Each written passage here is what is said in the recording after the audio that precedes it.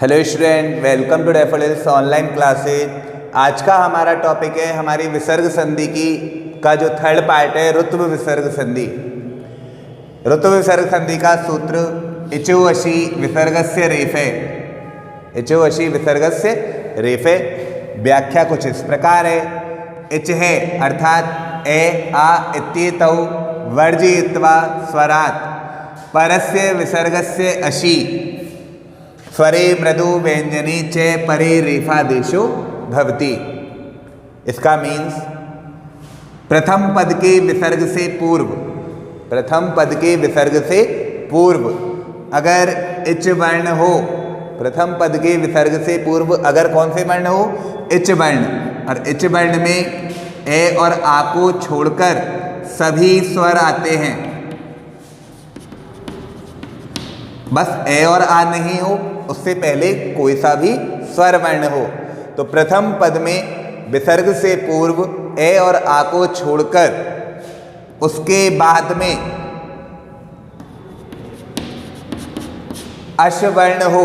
जैसा कि यहाँ पे दिया हुआ है कि विसर्ग के बाद अश, अश के अंदर सारे स्वर और व्यंजन, लेकिन अश के अंदर जो होते हैं वो सभी तो स्वर और व्यंजन वर्णों का प्रयोग किया जाता है। लेकिन जब हम हमारा माहेश्वरी सूत्र लिखते हैं तो माहेश्वरी सूत्रों में हमारा जो पहले नंबर का सूत्र है वो है ए, ई, उ और ण।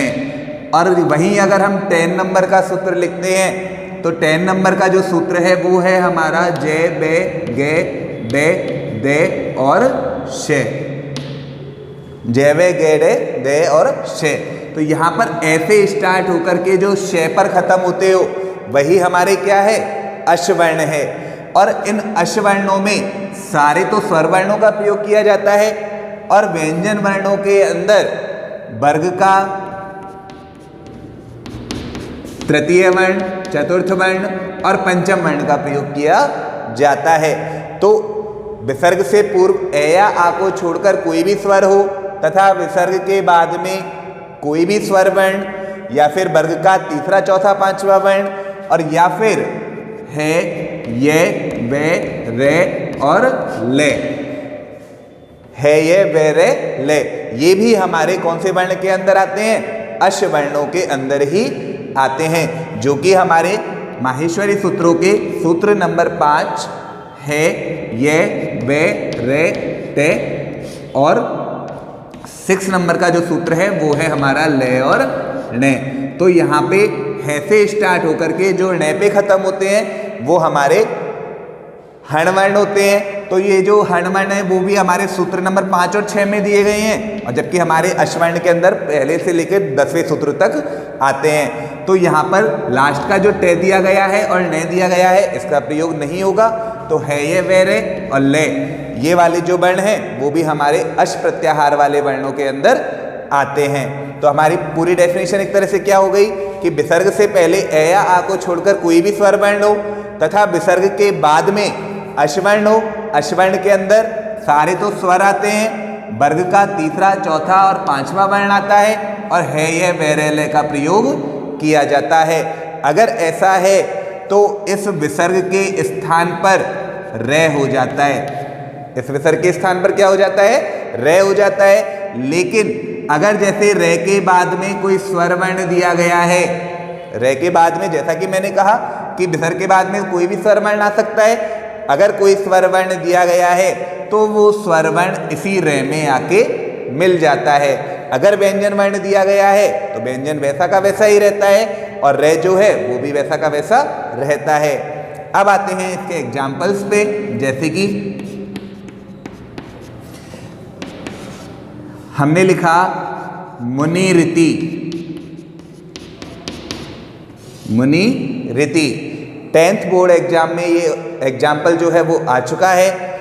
मुनि रीति, मुनि रीति का जो संधि विच्छेद है वो है मुनि प्लस इति। मुनि रीति का संधि विच्छेद क्या है, मुनि प्लस इति। देखो यहाँ पर विसर्ग दिया हुआ है, विसर्ग से पहले क्या दिया हुआ है, ई दिया हुआ है। विसर्ग दिया हुआ है, विसर्ग से पहले कौन सा स्वर वर्ण दिया गया है, ई दिया गया है। और इसके बाद में एक स्वर वर्ण दिया गया है।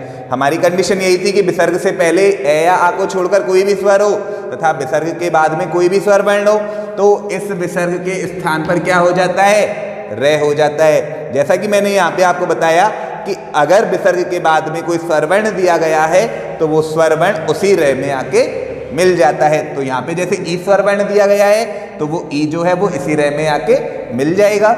जब हम इसको पूरे को मिलाएंगे तो हमारा जो शब्द है वो क्या बन जाएगा, मुनि रीति। अब हमारा अगला उदाहरण जैसे कि हमने लिया एतै भक्षितम।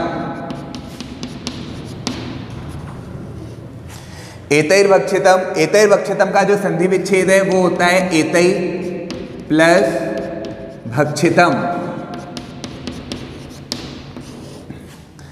यहां पर विसर्ग दिया हुआ है, विसर्ग से पहले जो स्वर वर्ण दिया हुआ है वो कौन सा है, ऐ, अर्थात ए या आ को छोड़कर दिया गया है।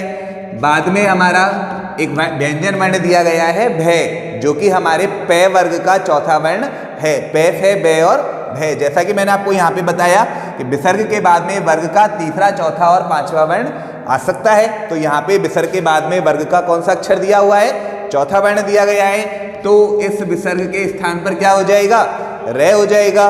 तो एतै वैसा का वैसा, विसर्ग के स्थान पर क्या हुआ, आधा रे, और भक्षितम वैसा का वैसा। तो यहाँ पे लिख लेते हैं एतै रे वैसा का वैसा और भक्षितम।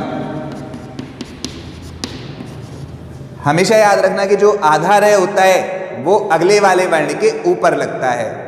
आधा रे जो होता है वो अगले वर्ण के ऊपर लगता है। तो एतै वैसा का वैसा, रे से अगला वर्ण भय है तो भय के ऊपर हमने रे लगा दिया, छी, ते और मैं। तो पूरा हमारा क्या बन गया, ये एतैर भक्षितम। अन्य उदाहरणों में जैसे एक उदाहरण लिया हमने निर्जलम। इसका अगर हम संधि विच्छेद करते हैं तो नी प्लस जलम, निहि प्लस जलम। यहां पर विसर्ग दिया हुआ है, विसर्ग से पहले ए या आ को छोड़कर स्वर कौन सा दिया हुआ है, ई दिया हुआ है। इसके बाद में वर्ग का तीसरा वर्ण दिया हुआ है जय, जो कि हमारे चे वर्ग का तीसरा वर्ण है, चे, छे और जय। तो इस विसर्ग के स्थान पर क्या हो जाएगा, आधा रे हो जाएगा, क्योंकि ये जो नियम है वो हमारे ऋत्व विसर्ग संधि का है और ऋत्व विसर्ग संधि में विसर्ग के स्थान पर रे हो जाता है। मिलाने पर नी वैसा का वैसा, क्योंकि नी में कोई परिवर्तन नहीं किया था, विसर्ग के स्थान पर रे हो गया था, जो अगले वाले वर्ण के ऊपर लग जाएगा, क्योंकि आधा रे बने, आधा रे हुआ है और आधा रे जो है वो अगले वर्ण के ऊपर लगाते हैं, ले का ले और मैं का मैं। तो इस तरह से हम निर्जलम का संधि विच्छेद कर सकते हैं। अब हमारे जो ऋतु विसर्ग संधि है इसमें एक नियम और है। क्या नियम है कि अगर विसर्ग से पहले ए दिया गया हो, अगर विसर्ग से पहले ए दिया गया हो और विसर्ग के बाद में कोई भी स्वर वर्ण या फिर व्यंजन वर्ण, व्यंजन वर्णों में मैंने आपको बताया वर्ग का तीसरा, चौथा, पांचवा, साथ में है, ये, वे, रे और ले, अगर दिए गए हो तो भी इस विसर्ग का क्या हो जाता है, रे हो जाता है। जबकि इसके पहले प्रीवियस वाले नियम में मैंने आपको बताया कि विसर्ग से पहले ए नहीं होना चाहिए। अब यहाँ पर ये जो ए होगा, यहाँ पर जो ए होगा और इसके बाद में अगर कोई व्यंजन वर्ण दिया गया है, तीसरा, चौथा, पांचवा वर्ण, तो मैंने आपको प्रीवियस संधि उत्तम विसर्ग संधि में बताया था कि यहाँ पर विसर्ग का ऊ हो जाता है और ए के साथ मिलकर के वो ओ हो जाता है। लेकिन यहाँ पर ये जो ए है इसका एक नियम है कि ए किस प्रकार का होना चाहिए। ए जो है वो हमारे किसी भी अव्यय शब्द का होना चाहिए। पहला नियम क्या है कि यहाँ पर ए जो है वो किसी अव्यय के अंत में दिया हुआ होना चाहिए। जैसे कि हम लिखते हैं पुनः, जैसे कि एक शब्द होता है आपका पुनः, तो यहाँ पे देखो विसर्ग दिया हुआ है, विसर्ग से पहले न में क्या दिया हुआ है, ए दिया हुआ है। पुनः एक अव्यय शब्द है, पुनः क्या है, एक अव्यय शब्द है। तो अव्यय शब्द के अंत का ए यहाँ पर आ सकता है, तब हम उसे उत्तम विसर्ग संधि में ना मान करके किस में मानेंगे, रुत्व विसर्ग संधि में मानेंगे। ये हो गया पहला नियम कि अगर अव्यय के अंत का ए यहां पर दिया गया है विसर्ग से पहले तो विसर्ग के स्थान पे रे हो जाता है। दूसरा नियम क्या है कि ऋकारांत शब्द, कौन सा शब्द, ऋकारांत शब्द, जैसे कि हमने लिखा मातृ, पितृ, भ्रातृ, ये हमारे कौन से शब्द हैं, ऋकारांत वाले शब्द है। अगर ऋकारांत शब्द के जो संबोधन शब्द होता है, जैसे हम लिखते हैं राम, राम का हमारा संबोधन शब्द होता है हे राम है, राम का हमारा संबोधन शब्द क्या है, हे राम है।